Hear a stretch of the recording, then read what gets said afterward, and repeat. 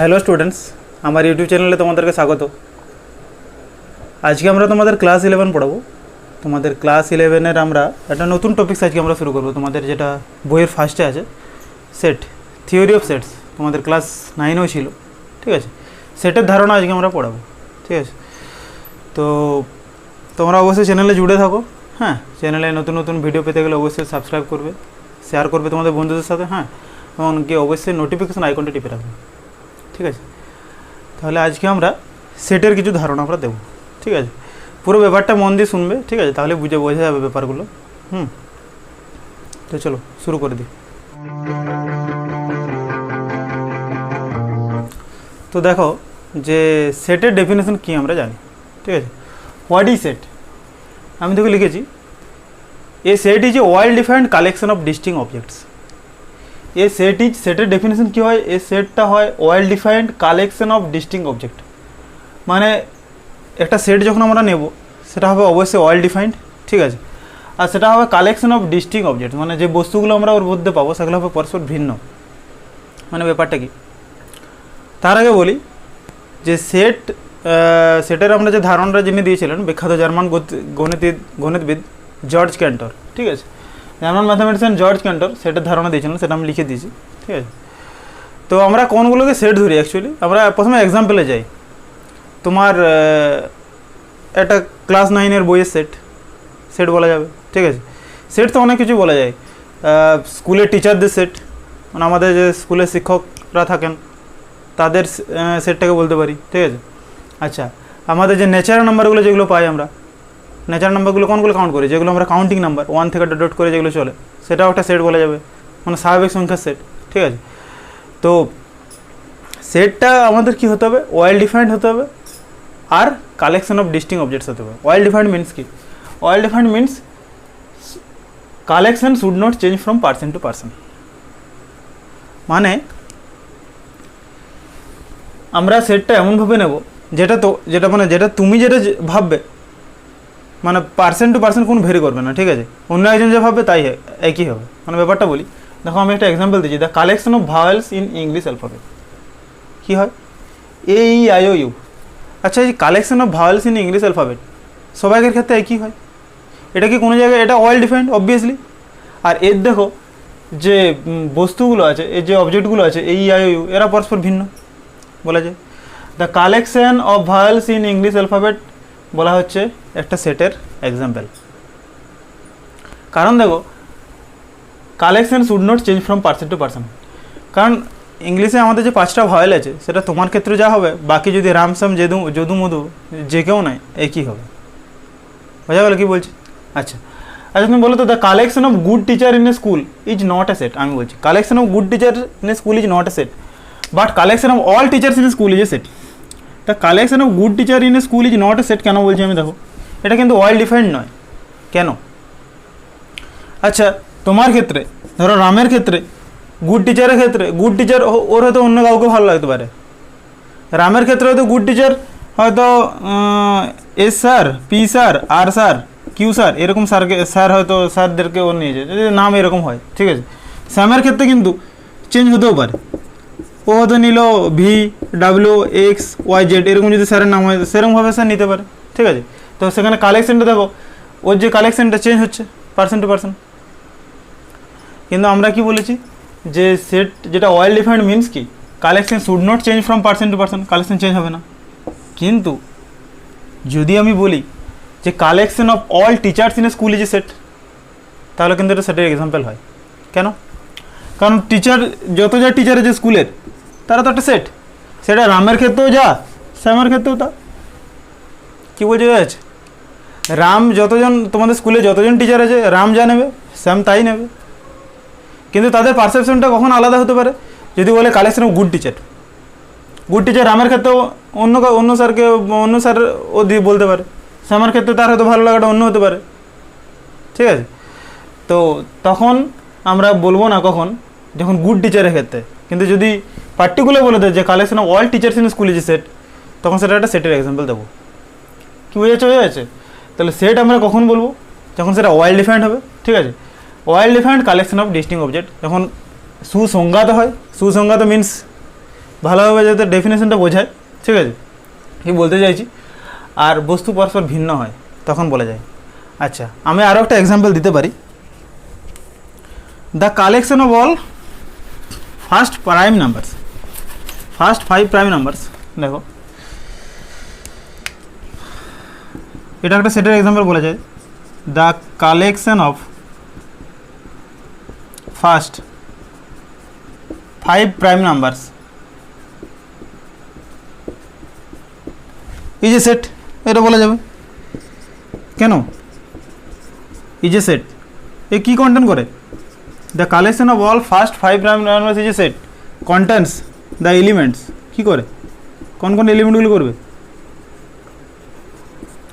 First 5 নম্বর মনে করো 5টা মৌলিক সংখ্যা, প্রথম 5টা মৌলিক সংখ্যা কী হয়? 2, 3, 5, 7, 11, ভালো করে লক্ষ্য করো, এটা বলা যায় 2, 3, 5, 7, 11, এটা তোমার ক্ষেত্রেও যা, বাকি সবার ক্ষেত্রে তা। কারণ প্রথম 5টা প্রাইম নাম্বার যদি আমরা বলি 2, 3, 5, 7, 11 অবভিয়াসলি হবে, সেটা তোমার রামের ক্ষেত্রে যা হবে, শ্যামের ক্ষেত্রে তা হবে, তোমার ক্ষেত্রে তাই হবে, ঠিক আছে। তো এটা একটা সেপারেট সেটের ডেফিনেশন গেল। Well defined collection of distinct object, সেটা হচ্ছে সেট, ঠিক আছে, বোঝা গেল ব্যাপারটা। এবারে আমরা সেটার অনেক কিছু জানবো, ঠিক আছে, চলো দেখা যাক।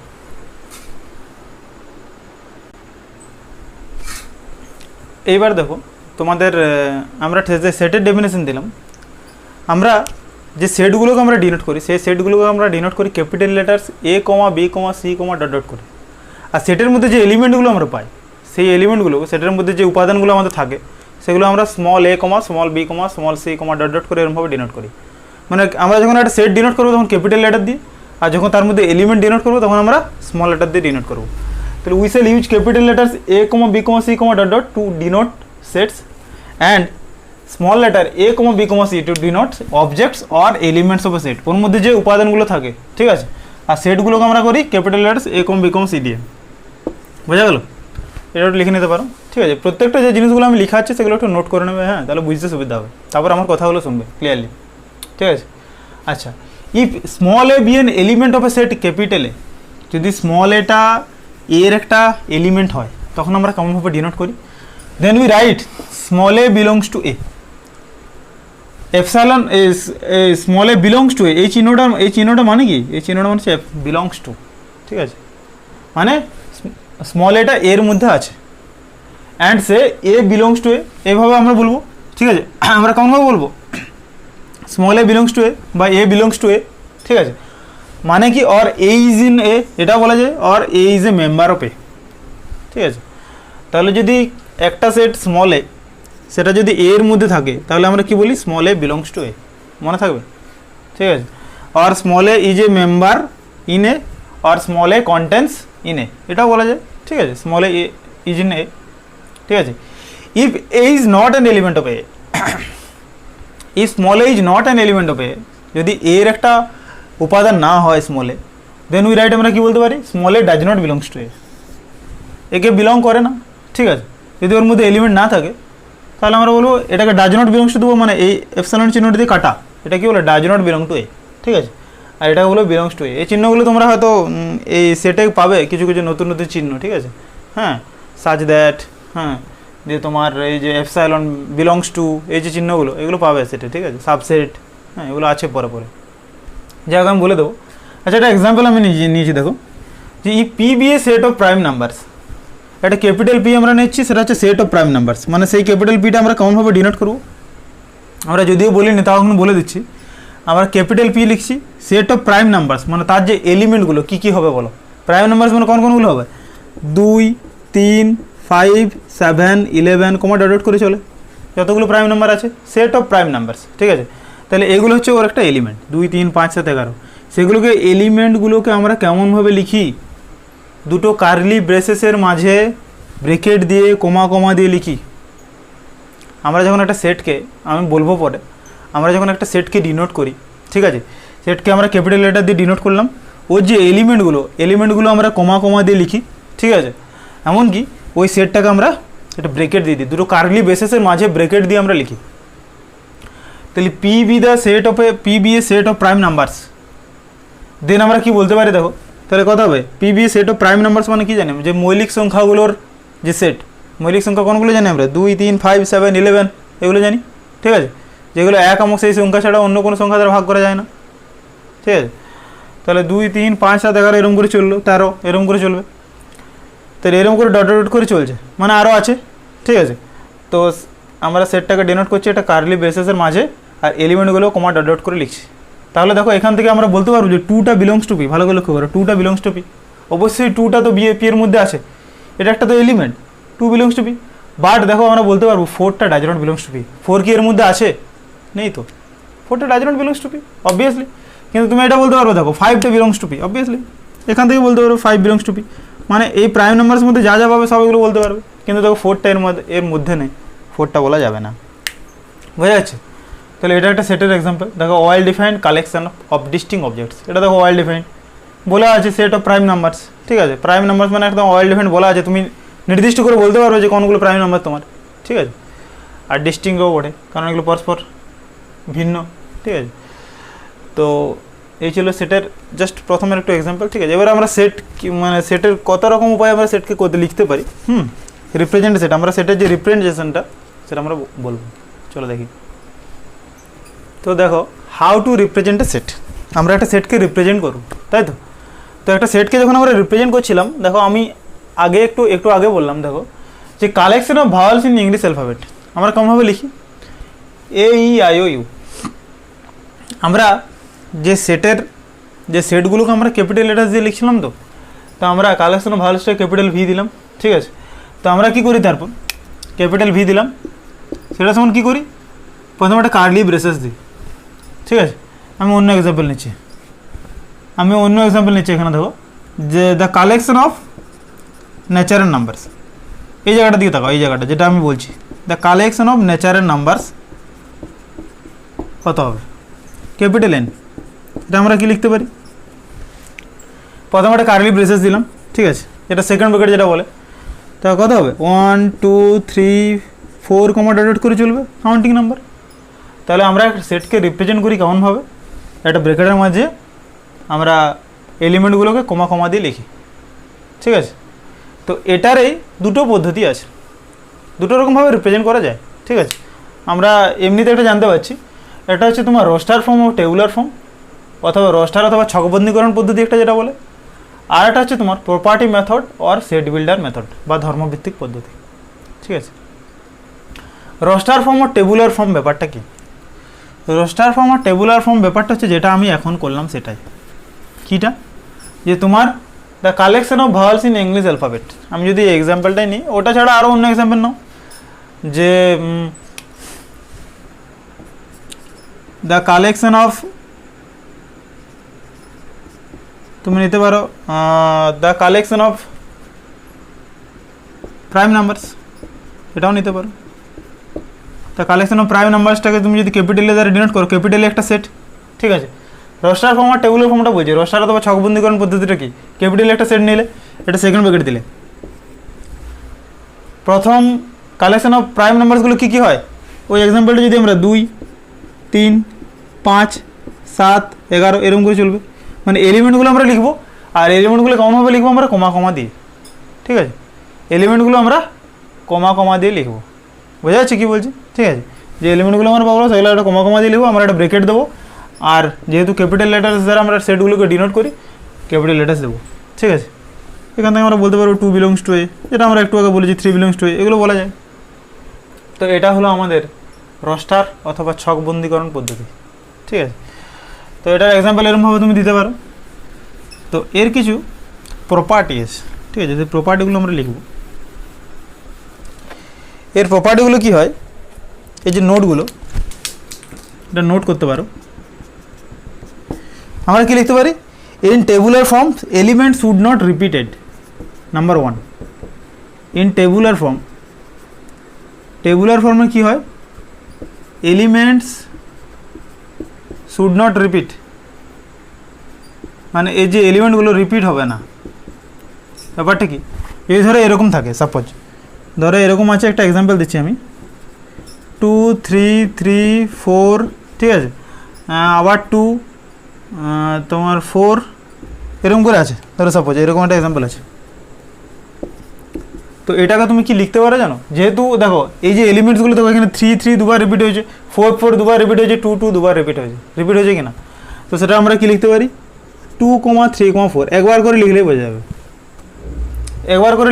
যাবে, 2 একটা নিলাম, 3 একটা নিলাম, একটা 4 নিলাম, মানে রিপিট করার দরকার নেই, টেবুলার ফর্মে এরমভাবে লেখা যায়।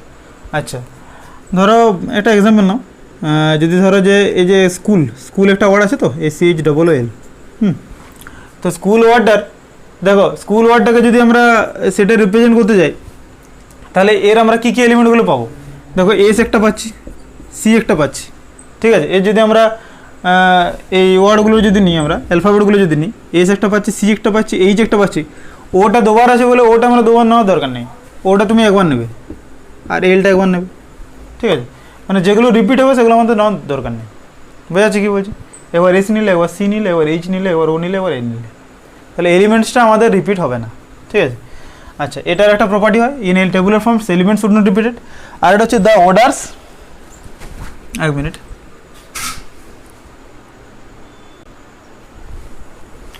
আর একটা হচ্ছে তোমাদের দেখো যেটা আমরা উপরে লিখেছি, the order in which the elements are written in a set makes no difference, ঠিক আছে।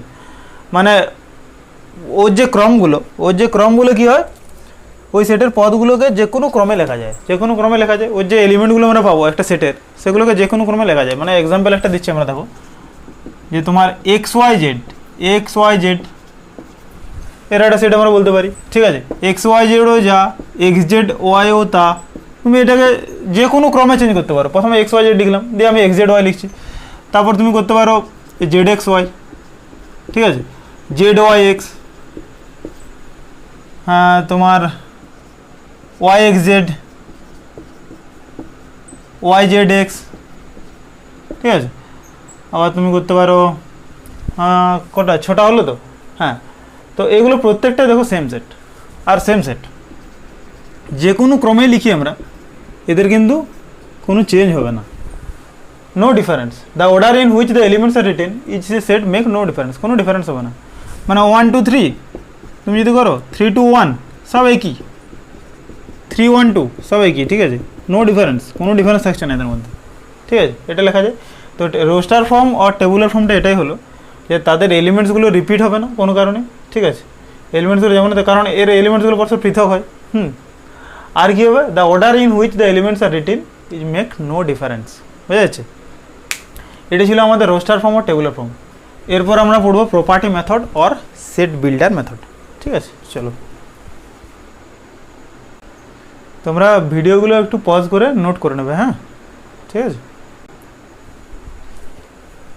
এইবার আমরা পড়াবো দেখো প্রপার্টি মেথড আর সেট বিল্ডার মেথড আর রুল মেথড, গঠন নিয়ম বা ধর্মভিত্তিক পদ্ধতি, ব্যাপারটা কি, ঠিক আছে। প্রপার্টি মেথডটা কী করে অ্যাকচুয়ালি, আচ্ছা তার আগে বলি আমরা যে আমরা করছিলাম কি the collection of vowel in English alphabet করছিলাম, তো the collection of vowel in English অ্যালফাবেটটা আমরা কী করছিলাম, ভি ইকুয়ালস টু কত AEIOU, এটা আমরা করছিলাম, তাই তো। এই যে ভি ইকুয়ালস টু AEIOU এটা যেটা আমরা লিখেছি সেটা আমরা কি টেবুলার ফর্ম, অ্যাকচুয়ালি টেবুলার ফর্মে আমরা কি বলেছি যে ব্র্যাকেটের মাঝে আমরা কমা দিয়ে লিখব। আচ্ছা, are the collection of vowel in English alphabet, এই যে পুরো এই যে ব্যাপারটা, এই যে কথাটা, এটা অ্যাকচুয়ালি কি সেটার একটা ডেফিনেশন বোঝাচ্ছে। The collection of vowel in English alphabet বললেই আমরা বলতে পারবো যে AEIOU হবে, সেটির ডেফিনেশন বোঝাচ্ছে। এটাই অ্যাকচুয়ালি এর টেবুলার ফর্ম, প্রপার্টি মেথড বা সেট বিল্ডার মেথড, এটাকে বলা হয় সেট বিল্ডার মেথড। সেটা আমরা কেমনভাবে লিখব, এটা কি করে actually, it defines the definition of a set. দেখো এটা সেটের ডেফিনেশন বুঝিয়ে দিচ্ছে। The collection of vowel in English alphabet যদি আমরা বলি তাহলে আমরা বলতে পারবো AEIOU। তাই কী করছে, এটা ডেফিনেশন অফ এ সেট এটা ডিনোট করছে। তাহলে সেটাকে আমরা কেমনভাবে লিখি, A equals to X such that P of X, A equals to X such that P of X মানে ওই সেট অফ অল X, মানে ওর মাঝে সব ওই এক্সগুলো থাকবে যার মধ্যে P অফ Xটা হোল্ড করবে, এই P অফ X কন্ডিশনটা হোল্ড করবে। আমি একটা এক্সাম্পল দিচ্ছি, এই এক্সাম্পলটা দেখো যদি আমরা ডিনোট করি লিখি সে কেমনভাবে লিখবো, ঠিক আছে। আমরা ভি সমান কি লিখবো অ্যাকচুয়ালি যদি আমরা টেবুলার ফর্মে লিখি, ঠিক আছে, বা সরি ভুল বলছি, যদি প্রপার্টি মেথড আর সেট বিল্ডার মেথডে আমরা যদি লিখি তাহলে আমরা কি লিখবো, V equals two X such that, এর ডেফিনেশনটা আমরা লিখছি x is a vowel in English alphabet, যদি আমরা এরকমভাবে ডিনোট করি তাহলে দেখো তুমি পরিষ্কার ক্লিয়ারলি বুঝতে পারবে যে ইংলিশ অ্যালফাবেটে যে ভাওয়েলগুলোকে ডিনোট করছে, মানে অ্যাকচুয়ালি এটা সেটের ডেফিনেশনটাকে বলে দিচ্ছে actually. X such that x is a vowel in English alphabet, মানে যখন এটা হলো এর কি ফর্ম, প্রপার্টি মেথড বা সেট বিল্ডার মেথড, আর এটা টেবুলার ফর্মে আমরা লিখলে কি লিখবো, এ ই আই ও ইউ, এটা বলা যায় একটা এক্সাম্পল। তাহলে কি ব্যাপারটা বোঝাতে পারলাম আমি? দেখো এখানে এক্স একটা কন্ডিশন আছে যেটাতে পি অফ এক্স হোল্ড করছে। দেখো এক্স এখানে কন্ডিশন আছে, এই পি অফ এক্সটা মানে কি, ওই প্রপার্টিটা, ওর ডেফিনেশনটা। The set of all x such that P of x holds the x is a vowel in English alphabet, মানে এগুলোই হবে A E I O U. Clear হলো ব্যাপারটা? ঠিক আছে, আরও তুমি এক্সাম্পল লিখতে পারো যে ক্যাপিটাল এন ইকুয়ালস টু, কেমনভাবে লেখা যায়, ঠিক আছে, দুটো মেথডের সেটটাকে রিপ্রেজেন্ট করা যায়। একটা হচ্ছে তোমার প্রপার্টি মেথড বা সেট বিল্ডার মেথড, আর একটা হচ্ছে টেবুলার মেথড। টেবুলার মেথডটা প্রথমে তো আমরা বললাম কমা দিয়ে লিখছি, ঠিক আছে, আর প্রপার্টি মেথডে এরকমভাবে লেখা হয় N equals to x such that x is a natural number, যদি এরকমভাবে বলি x is a natural number, তাহলে কত হবে বলো, N equals to x such that x is a natural number. এটা কি ফর্ম হলো, এটা আমাদের যেটা চেয়েছি আমরা প্রপার্টি মেথড বা সেট বিল্ডার মেথড, এটা হলো প্রপার্টি মেথড, ঠিক আছে, বা সেট বিল্ডার মেথড। দেখো সেটার একটা ডেফিনেশনকে পরিষ্কার বলে দিচ্ছে, ঠিক আছে। কিন্তু ডাইরেক্টলি যদি আমরা বলতে পারি যে এইগুলো কী কী হবে, তখন কত হবে 1 2 3 কমা ডট করে চলবে। তাহলে প্রপার্টি মেথডে কী করে, it defines the definition of a set. Clear? It defines the definition of a set. আর আমাদের আর একটা মেথডে আমরা কী পাই, ঠিক আছে, সেট বিল্ডার মেথডে আমরা কী পাই, সরি টেবুলার মেথডে আমরা কী পাই, ওইগুলো পুরো আর কার্লি ব্রেসেস দিয়ে আমরা লিখতে পারি। বোঝা গেল? এটা হয়ে গেলো তোমার সেটার রিপ্রেজেন্টেশনটা, ঠিক আছে। তো এতদূর পর্যন্ত ব্যাপারগুলো বোঝা গেল? তোমরা যদি বুঝতে না পারো অবশ্যই আমাকে কমেন্ট করে জানিও। হ্যাঁ, সেট জিনিসটা সম্পূর্ণ বুঝতে হবে, তোমরা বইটা একবার দেখো, ঠিক আছে, বইটার সাথে রিলেট করো, আমার ক্লাসটা দেখো। হ্যাঁ, আশা করি বোঝা যাবে। যদি কোনো জায়গায় সমস্যা থাকে আমাকে বলতে পারো, ঠিক আছে। হ্যাঁ, যদি কোনো জায়গায় বুঝতে না পারো আমাকে জানাবে কমেন্ট করে, ঠিক আছে। চলো দেখি নেক্সট।